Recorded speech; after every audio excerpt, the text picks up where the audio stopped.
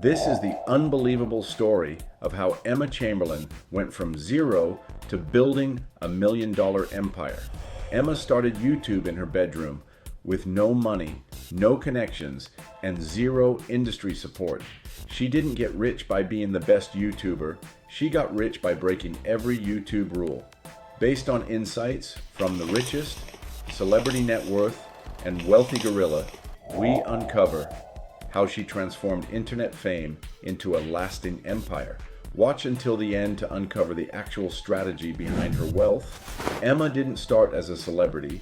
She started as someone who looked exactly like everyone else watching this video. At her core, she was just a regular teenager from Northern California. Not a child actor, not a trust fund kid, and not someone groomed for fame.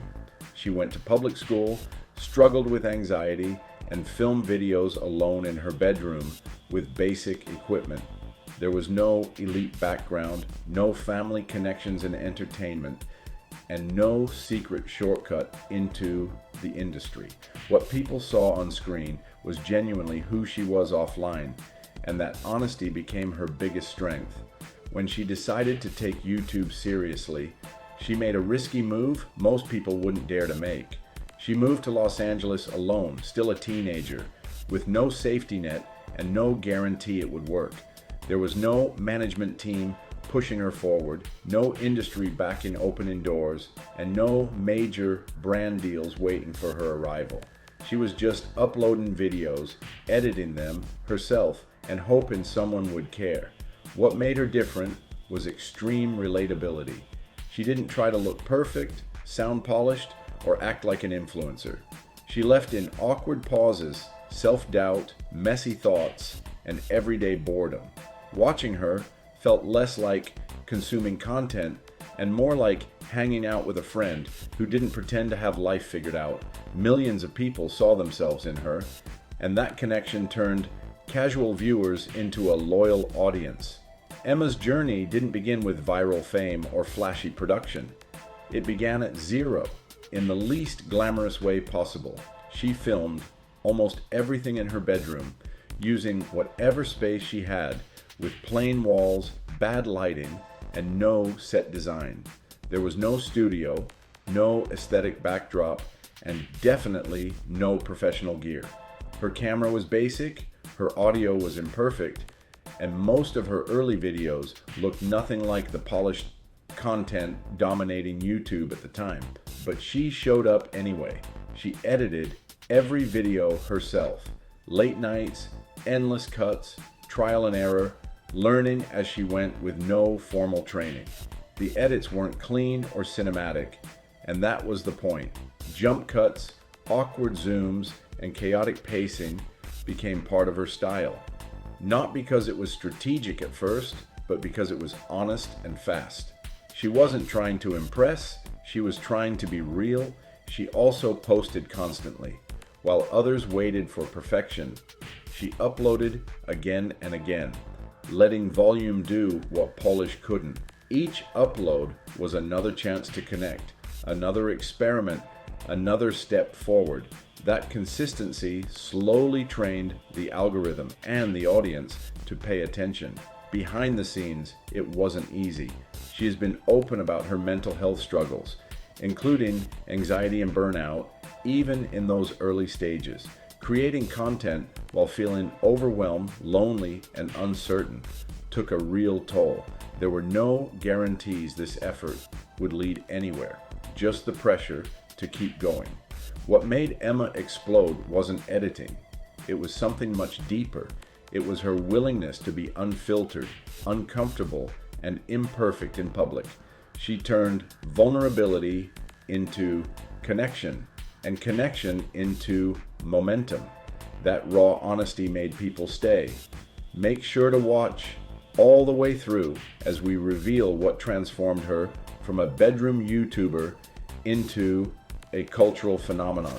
Emma didn't go viral by following the playbook. She rewrote it in real time while everyone else was still pretending to be perfect. At a technical level, her videos looked almost wrong for their time.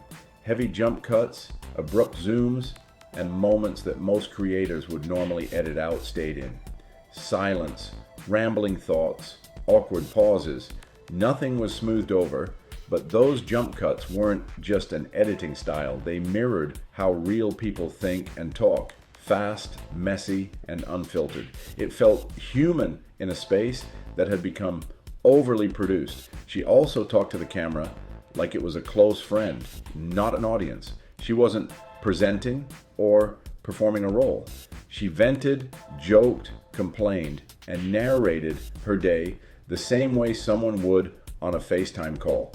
That tone collapsed the distance between creator and viewer, making millions of people feel personally included rather than passively entertained. At the same time, she completely broke the perfect influencer image. While others curate flawless aesthetics, she showed sweatpants, boredom, insecurity, and confusion. She didn't pretend to have answers or a dream life. In fact, she often questioned everything, including herself. That contrast made her stand out instantly in a feed full of sameness. She also overshared before it was normal. She openly talked about anxiety, burnout, loneliness, and feeling lost. Topics most creators avoided out of fear it would hurt their brand. Instead, it became her brand. Viewers didn't just watch her, they related to her, defended her, and grew with her. She didn't perform, she documented.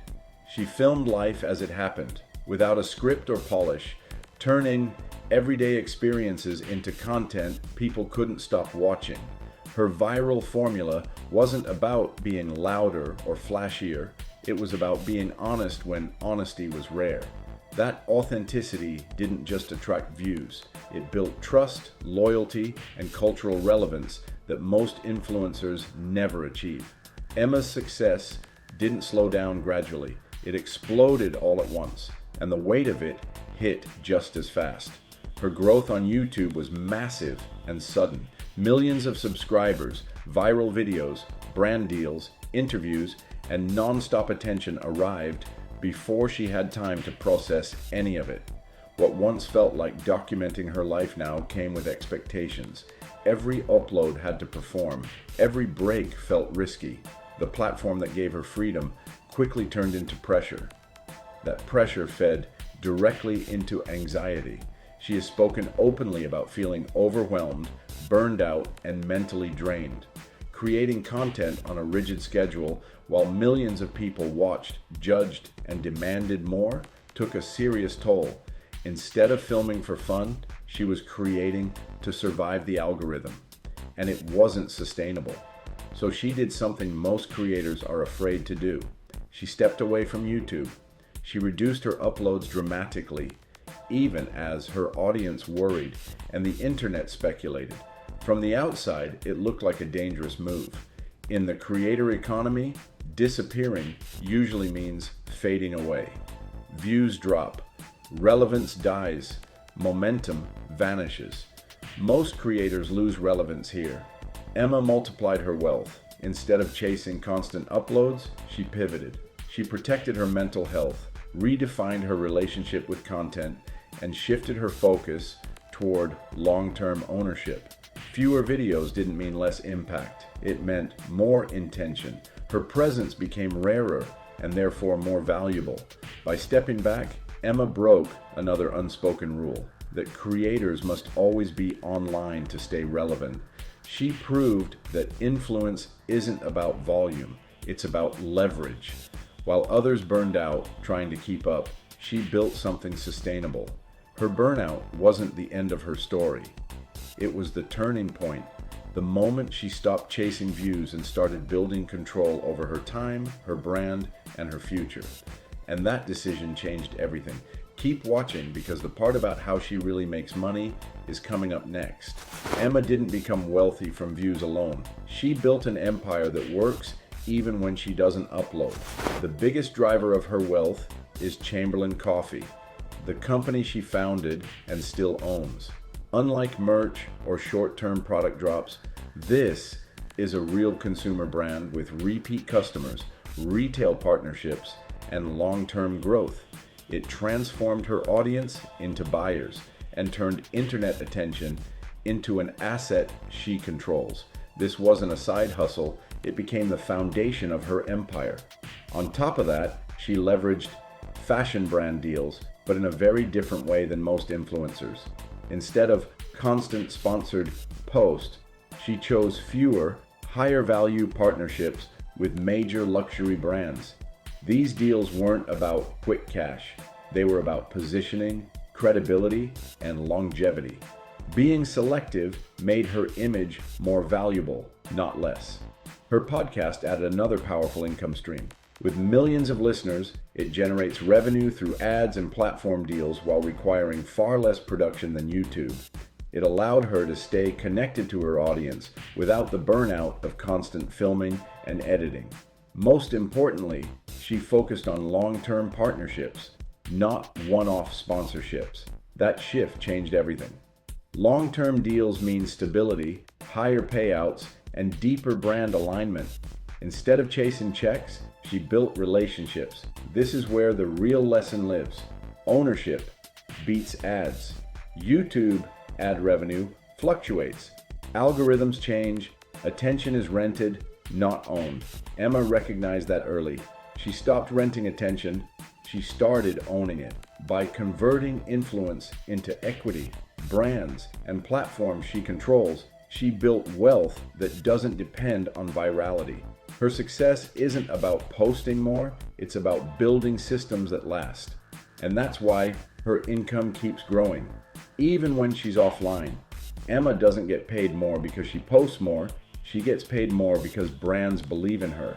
At the core of her value is authenticity. She never feels like she's selling something she doesn't actually use or care about. Her audience can tell when she's genuinely excited versus when she's just fulfilling a contract. That authenticity makes every partnership feel organic, not forced, and brands know that authenticity converts better than polished ads. She's also deeply culturally relevant. She isn't chasing trends. She often becomes the trend without trying. From fashion to language to internet humor, she sits at the center of Gen Z culture. That relevance makes her influence feel current, not manufactured, which is incredibly rare in an industry that moves fast and forgets faster. That leads directly to trust. Her audience doesn't just watch her, they believe her. Over time, she built a relationship where viewers feel like they know her, not a persona. When she aligns with a brand, it doesn't feel like marketing. It feels like a recommendation from someone they trust. Another major factor is the absence of scandal. In an era where influencers regularly self-destruct publicly, she has maintained a clean reputation. No major controversies, no reckless behavior, no brand risk headlines. For companies investing millions, safety matters just as much as popularity. Finally, she has unmatched Gen Z credibility. She grew with her audience, spoke their language early, and never talked down to them. That credibility can't be manufactured by agencies. It has to be earned over years of consistency. Brands don't buy reach, they buy believability. Emma represents something brands can't fake. Real influence that moves people, not just numbers on a screen. That's why her rates are higher, her partnerships last longer, and her value continues to grow while others fade. Don't go anywhere. You would want to know what most creators get wrong that she got right.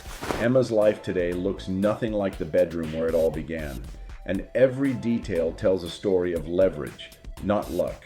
She now lives in multi-million-dollar homes, spaces designed with intention, privacy, and calm, far from the chaotic energy of daily uploads. These homes aren't flexes for attention. They're symbols of stability. For someone who once lived inside the algorithm, owning peace became the ultimate upgrade. Her closet tells another chapter. Designer fashion replaced thrift store experiments, but her style never lost its edge. She doesn't wear luxury to look rich. She wears it like armor. Confidence stitched into every fit. That authenticity is exactly why she's invited to the most exclusive rooms in fashion. Front Row Fashion Week became normal. Paris, Milan, New York. She isn't attending as a guest anymore. She's part of the culture.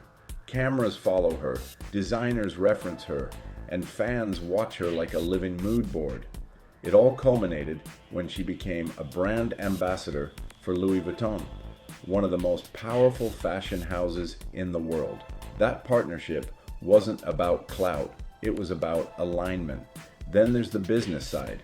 Behind the scenes, she walks through the Chamberlain Coffee HQ, not as an influencer visiting a brand, but as a founder overseeing one. Teams, logistics, product lines, this is where creativity turns into infrastructure. It's not glamorous in the traditional sense, but it's where real power lives. What makes this lifestyle different is how it was earned.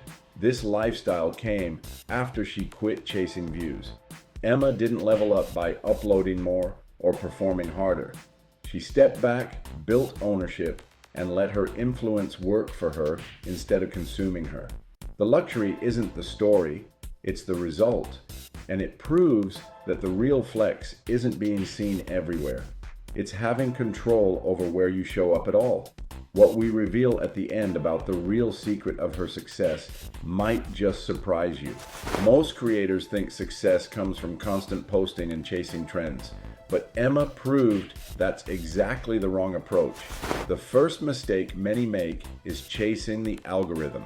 They analyze every update, jump on every trend, and tweak content endlessly to please the platform. Views might spike, but the strategy is fragile. One algorithm change and the audience disappears. She never let the algorithm dictate her creativity. She focused on what felt genuine and engaging, not what was optimized for clicks. Next, creators often chase virality. They try to craft the next big meme, the shocking stunt, or the trending challenge. Sure, it can get attention, but attention doesn't equal influence, and influence doesn't equal wealth. Emma didn't chase virality. She created moments her audience actually related to, moments that stuck. Many creators fall into the trap of overposting. Uploading constantly seems like the path to growth, but it burns out both the creator and the audience. Emma's strategy was the opposite. She posted less, thoughtfully, and with intention. Each upload mattered, keeping her audience engaged and her mental health intact. Finally, a huge mistake is having no product ownership. Creators often rely entirely on ads, sponsorships, or short-term deals. When trends shift or platforms change, the revenue disappears. Emma built real assets, her coffee brand, long-term partnerships, and other ventures, so she owned the value she created. Emma avoided all of this, and here's why. She focused on authenticity over trends, on building influence over chasing clicks, and on owning assets over renting attention.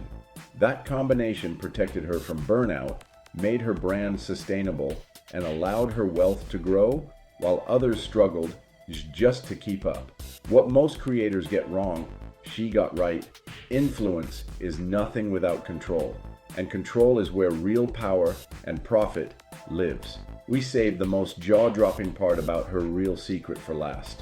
The hidden reason Emma became a millionaire isn't flashy cars, viral videos, or even brand deals. It's something much simpler and far smarter. Before most creators realized it was possible, she turned her personality into a product. Her humor, awkward charm, and relatability weren't just traits, they became assets that could be packaged, scaled, and monetized. Every jump cut, every offbeat joke, every moment of unfiltered honesty built a brand that couldn't be copied. Fans weren't just watching, they were investing emotionally.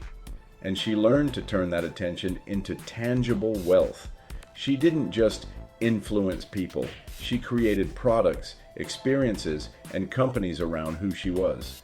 Chamberlain Coffee, selective fashion partnerships, her podcast, and long-term brand deals are all extensions of her personality. She didn't just sell coffee or clothing, She sold a connection, an identity, a lifestyle that people wanted to be part of. This approach is what separates her from the countless creators who burn out chasing views or likes. While most people rent attention, she understood that ownership is permanent. YouTube algorithms change, trends fade, and viral moments die fast. But equity in a business, creative control over projects, and long-term partnerships create wealth that lasts. Her true genius wasn't being the funniest or most relatable YouTuber. It was realizing that her authentic self could be a lasting business. She transformed intangible attention into real assets, building financial freedom while staying true to herself. The secret to Emma's millionaire status isn't her subscriber count or viral hits.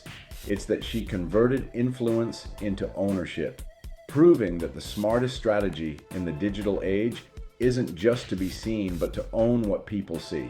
That's the real reason Emma didn't just rise. She built an empire. Now it's your turn. Check the links in the description and start building yours today.